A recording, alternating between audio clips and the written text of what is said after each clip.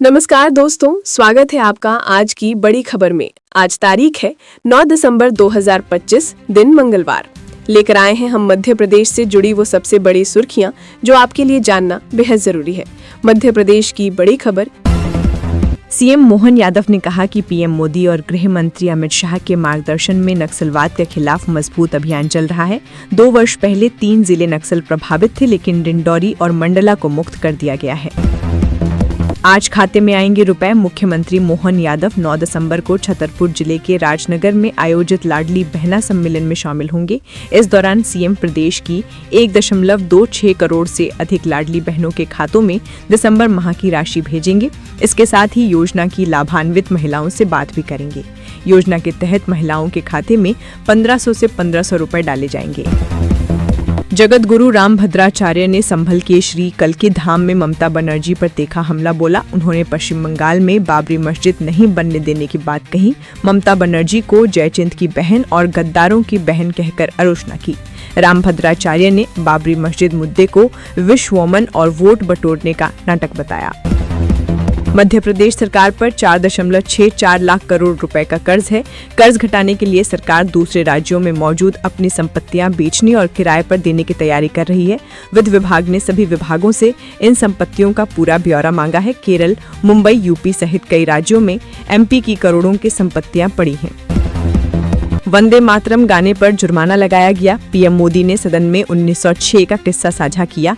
22 साल में वंदे मातरम जुलूस में हजारों लोग शामिल हुए। रंगपुर के एक स्कूल में गीत गाने पर 200 छात्रों पर 5-5 रुपए जुर्माना लगा।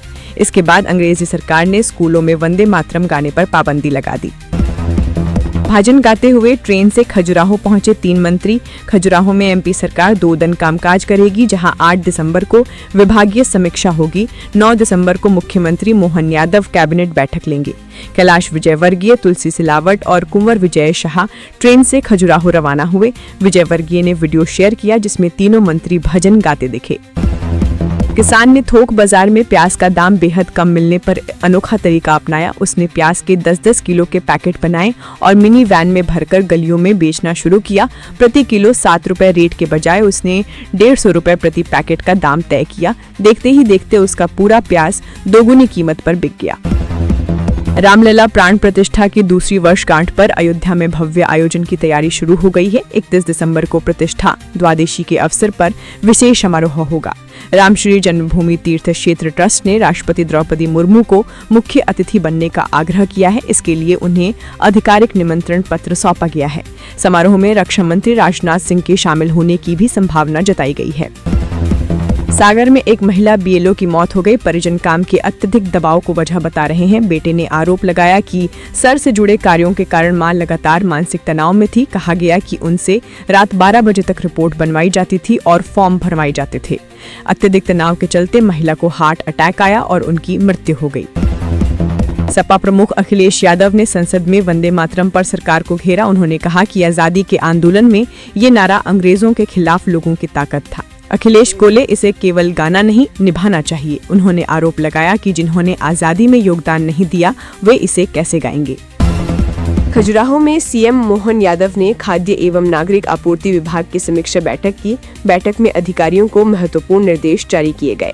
मंत्री गोविंद सिंह राजपूत ने बताया कि सिंहस्थ की तैयारियों की नियमित समीक्षा हो रही है। सीएम की अध्यक्षता वाली कमेटी हर 3-4 महीने में प्रगति जांचती है।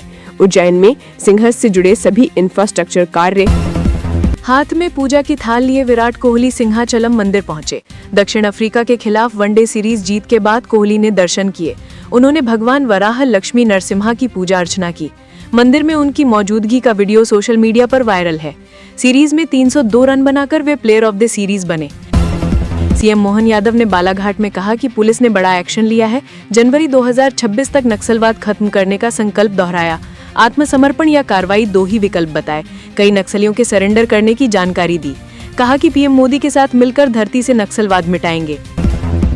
सतना में बिजली विभाग ने उपभोक्ता को 12 रुपए बकाये का नोटिस भेज दिया। ये नोटिस सोशल मीडिया पर तेजी से वायरल हो गया। उपभोक्ता पीयूष अग्रवाल का कहना है कि उनका कोई बिल बकाया नहीं है। उन्होंने बताया कि वे नियमित रूप से सभी बिल जमा करते हैं। मामले को लेकर विभाग की कार्यप्रणाली पर सवाल उठ रहे हैं।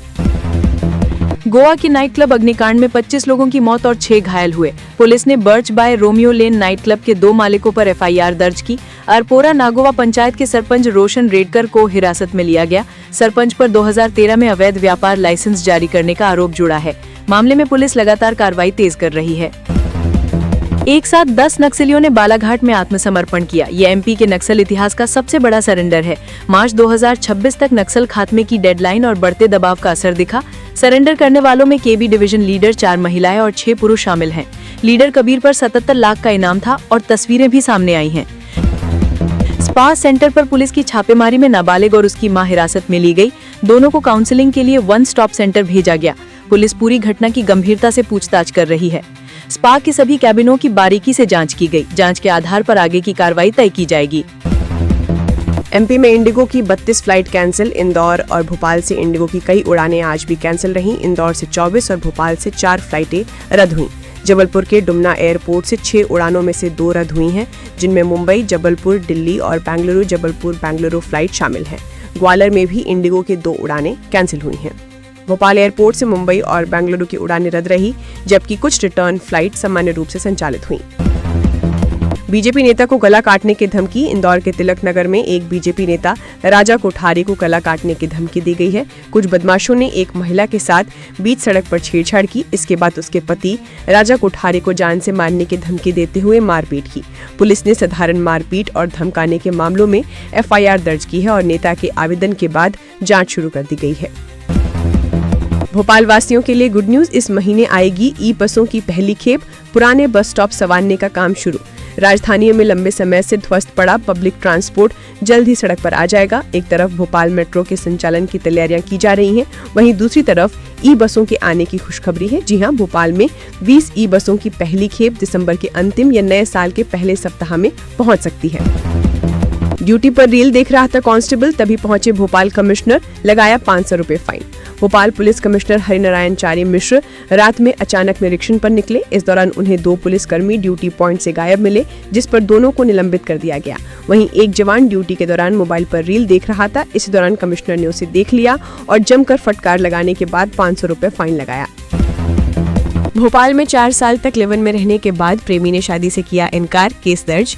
ऐशबाग पुलिस थाने में एक महिला ने अपने प्रेमी के विरुद्ध शिकायत की है। उसका आरोप है कि प्रेमी ने शादी का वादा कर उसे 4 साल तक लिव इन में साथ रखा और शोषण किया। वहीं जब शादी की बारी आई तो मुकर गया।